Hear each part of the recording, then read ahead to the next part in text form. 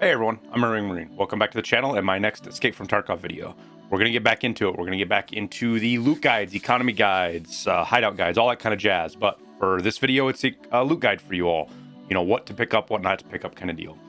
Now, it's late wipe. I understand that, so things are going to be a little tough. But we'll work our way through it, so let's get right into it. All right, so real quick, couple things to discuss. One, I know this is late wipe. There's not a lot of people that need this, but there's still some out there. I still see streamers that struggle with loot and money. I see players come into the Discord and ask questions.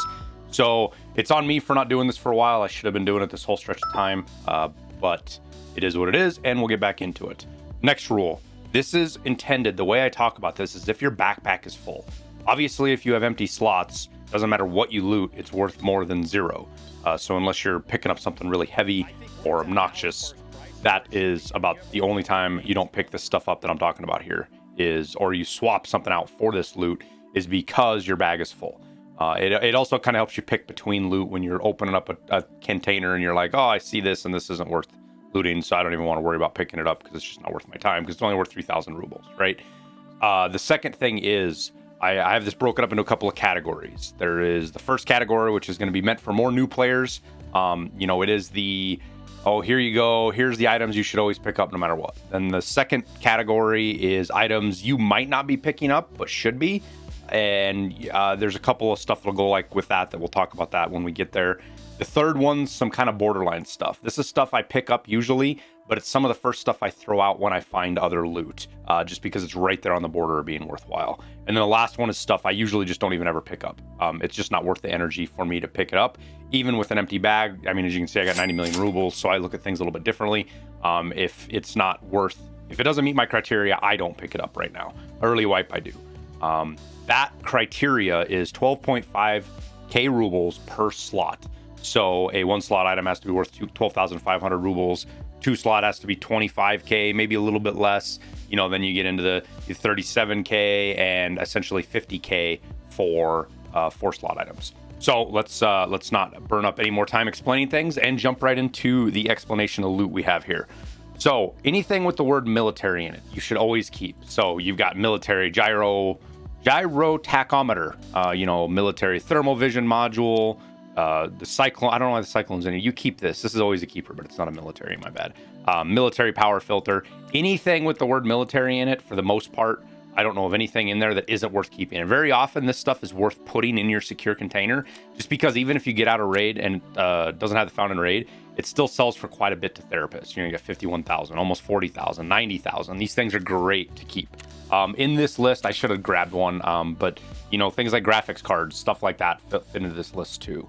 We got cyclones. I'll put that over here. You got your info items. You'll get lots of these out of safes. Maybe not SAS drives, but slim diaries and regular diaries. You'll get these out of safes. These are always worth keeping. You can sell them to vendors.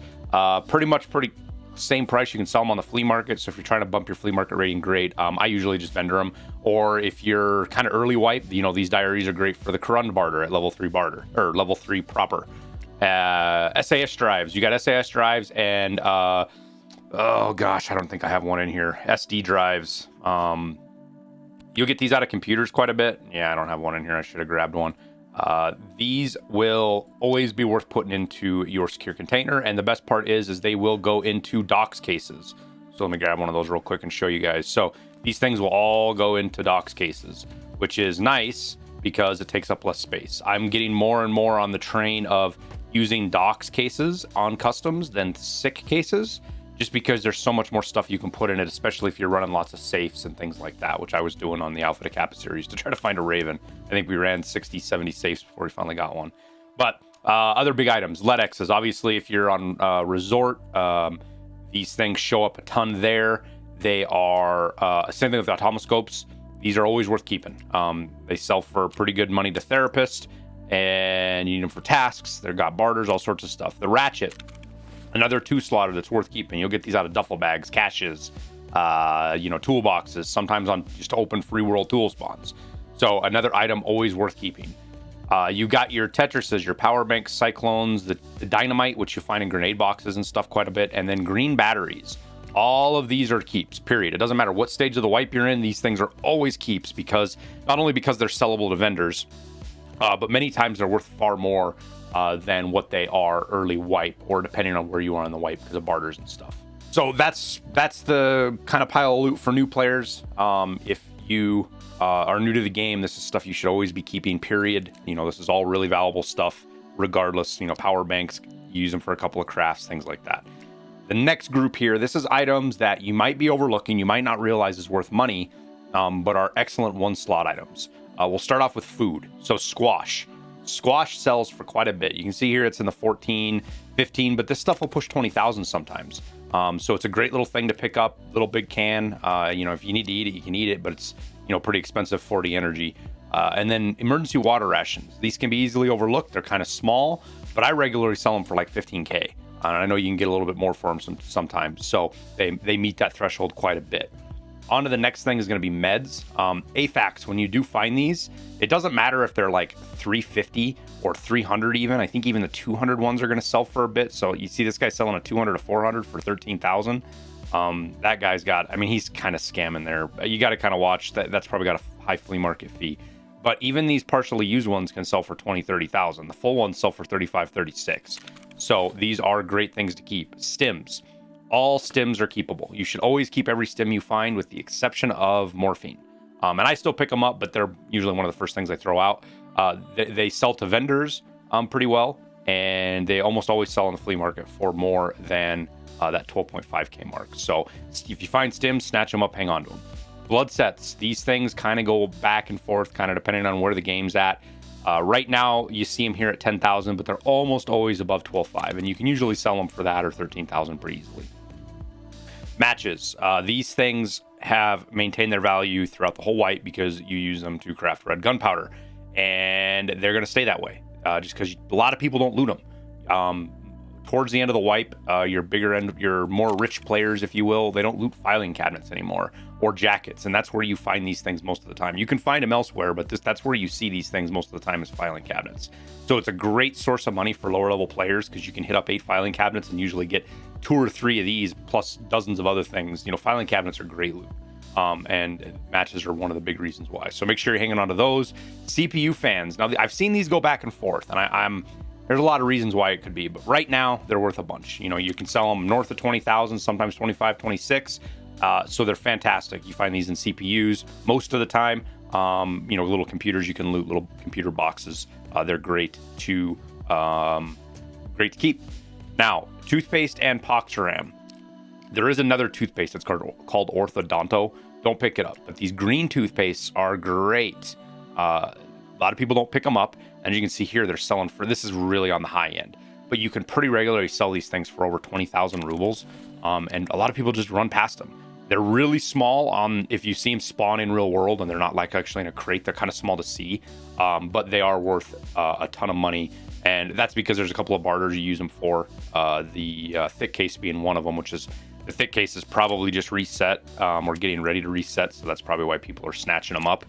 But again, another great item. You know, save 3 or 4 of them, list them for 25,000. Boom, you're good. Poxerams. These are used for a couple of barters as well, but the big one is labs key cards. So always over 20K. Now the cool thing is you can sell these to therapists. You know, for like it's 12K. So even if you get out a rate, they sometimes go into my secure container, I guess is what I'm trying to say, because they are worth quite a bit more. But they push on the flea market quite a bit. Now, propane's kind of a weird one. It's always worth taking. Don't get me wrong. I'm not trying to say it's not worth taking. But as you can see right now, for a 4 slot, it doesn't meet the 12.5K rule, right? Well, these things will spike quite frequently to 60, 70K, sometimes even 80K. And they do it based on when one person comes in to get a Red Rebel, basically, or on fuel resets for barters and things like that, because these propanes are used in a couple of really good barters, and the Red Rebel one specifically eats a ton of them up. So when somebody wants to do a Red Rebel barter and get a Red Rebel, they eat up almost this whole screen full of propane tanks. So you'll see the price go from 40,000 all the way to almost 50,000 with one person. So if 2 or 3 people are in here buying them up, you see them start to push 60. So I'll save them. I pick them up in raid. I wait till I get like 4 or 5 of them, and then I list them for usually about 55,000 and just let them sit, and they'll sell. I've never gotten them back. So just one of those things to keep in mind with propane tanks. They are worth a lot more sometimes than you think they are when you look at them. Now we're going to move into weapon attachments, must keeps. A couple of simple rules I have with these. 34 millimeter scope rings. If you find anything that says 34 millimeter on it, keep it because it's worth money. Now, a lot of people don't realize that sometimes you'll look at these 34 millimeter one pieces and there won't be any listed. It'll just be 8,000, right? And somebody will list it for 15,000 or 20,000, and that's a smoking deal for somebody. These are honestly even pretty cheap because you usually see these things go for over 100,000 rubles a piece. So it just kind of depends on how you want to sell them. But 34 millimeter, always worth a bunch of money. Both of them, I have these two up here. There's another one too that's not worth quite as much. But as you can see, they're selling for a ton. These D-locks. Now, this is going to be a two-parter here. The D-locks are worth keeping and selling. If you find these, you usually find them on reserve. That's the only place I've ever found them really free spawned because I know where to look for the weapon spawns there. I'm sure they spawn everywhere where weapon spawns do, but you'll find them in weapon crates and things like that sometimes. You can see here they're worth a bunch of money. 150's pushing it. I would usually sell them for about 100 to 120,000 and they'll sell. But it doesn't make any sense to me why people do that, because right here you have a barter for 4D batteries. So less than 40K most of the time, sometimes pushing less than 30K depending on what D batteries are going for.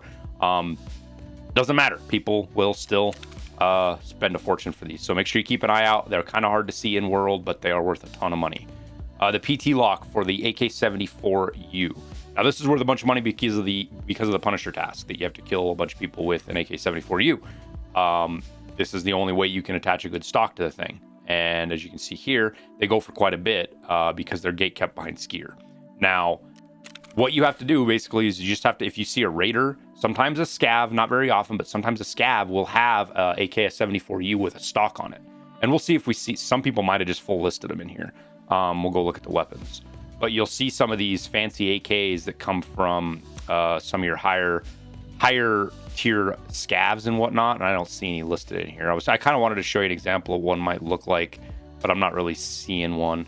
Okay, so like right here, like this is a raider one and it doesn't have a stock, but sometimes it'll have a stock on here and you can put the it'll have the PT lock. So it's worth taking the whole damn gun out just because you can sell that PT lock for 100K, not including any of the other attachments. So keep that in mind. You know, if you fold up a AK-74U, it takes up 6 slots. You got 100K here, plus the gun, which is like another 20K.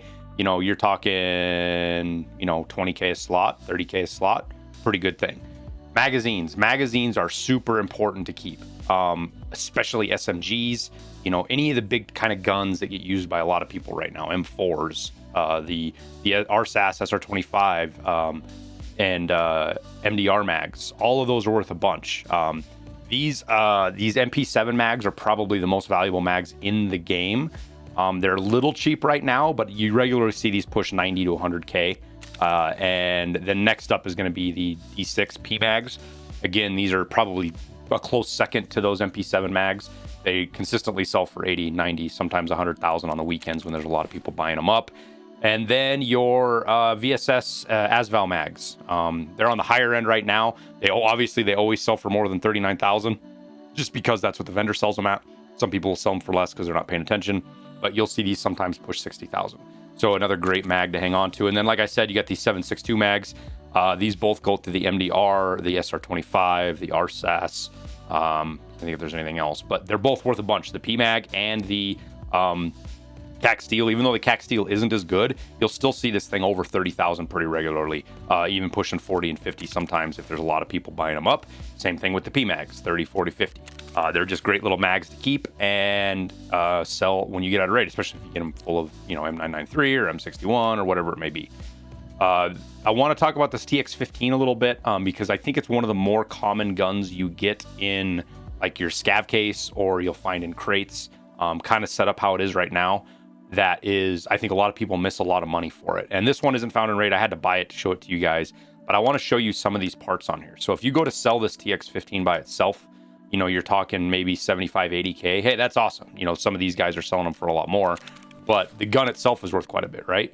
If you completely disassemble this, and we'll fast forward here real quick as I do this.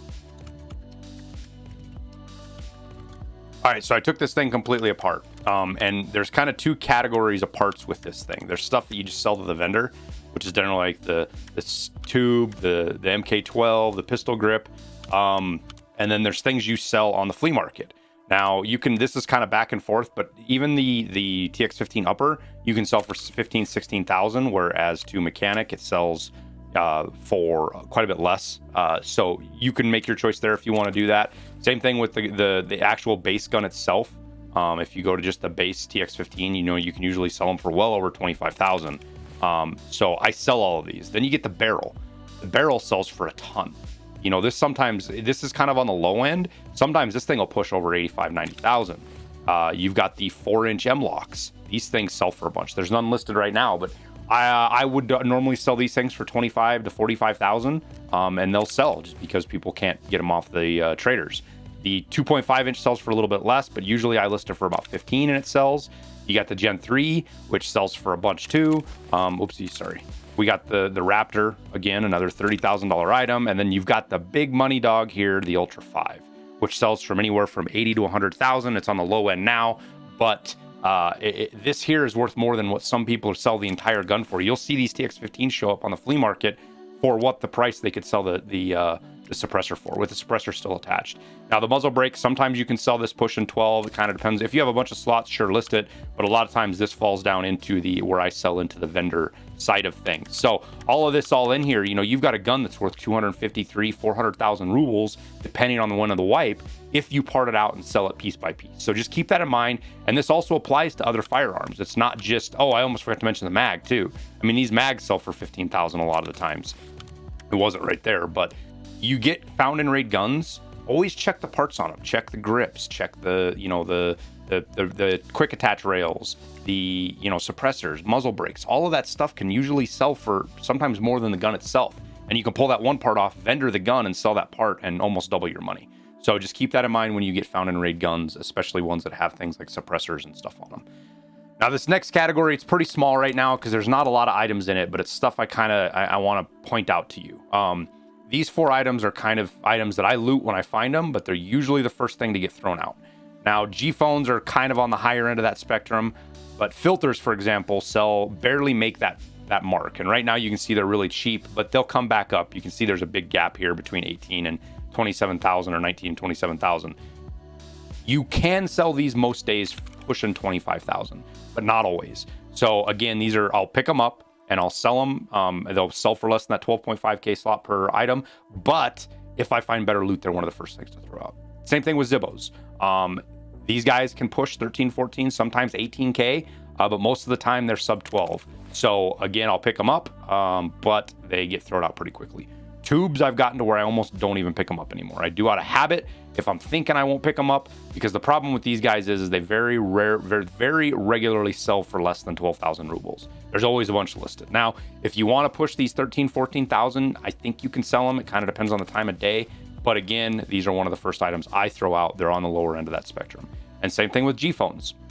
G-phones are real popular. Now, these guys, you can literally sell these for more than this to the vendor. You know, he was selling them for 10,000 and you can sell it for 11,769.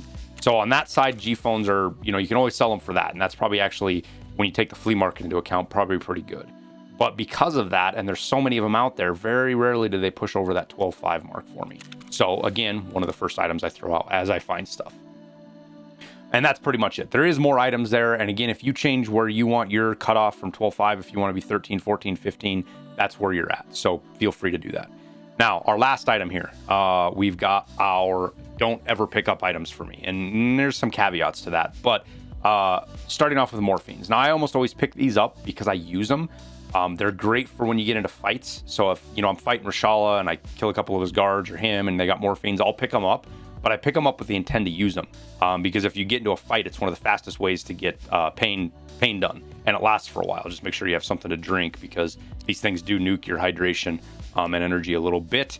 And then IFAKs. Again, I pick these up because they're great supplemental meds, so I don't burn through like my Salewas and stuff when I'm in raid. But I'll only usually keep 1 or 2 of them just as extra meds, and that's it. They used to be worth keeping. They're really not anymore. They got utility in raid, but they're not worth it outside of raid. Batteries, don't ever pick these up. Unless you need them for a task, you need them for that found in raid task, which at this point, you should probably just be crafting them in your hideout if you want to do that.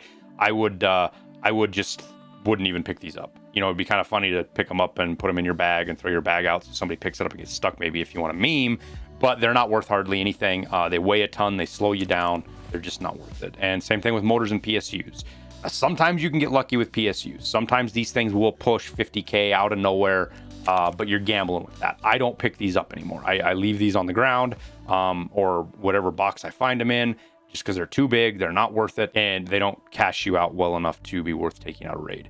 Now, with the side of stuff in safes, clocks, cats, horses, chainlets, I don't even touch anymore. They're not worth picking up. You know, sometimes a cat, if my bag is empty, like it's the first thing I hit, just because you can sell them for this much to the vendor, and that's all I do with them is vendor them. They're right there. They're pretty close to that. But clocks are worth barely 40K, and they're a 4-slot. Horses aren't even worth, what, 7K? What are these, 7K right now? Yeah, I mean, and then chainlets again, you know, sometimes you'll see these push a higher price, but most of the time they're under 10K. So these are just items I don't pick up myself anymore. They're just not worth their spots. If you want them for barters, you just buy them off the flea market with the better loot you get out of raid from. And that is pretty much it. I kind of drug this one out a little bit longer. Kind of weird for a late wipe that there's still stuff to talk like this, but there's always changes in the economy, and we'll look to do these on Mondays. So we'll do, going forward, we're doing this one today just to get back in the swing of things, but we'll do these every Monday, and then hideout guides every Friday going forward. That's going to be our plan. So I think we'll end her there, and appreciate you guys for watching. See you later.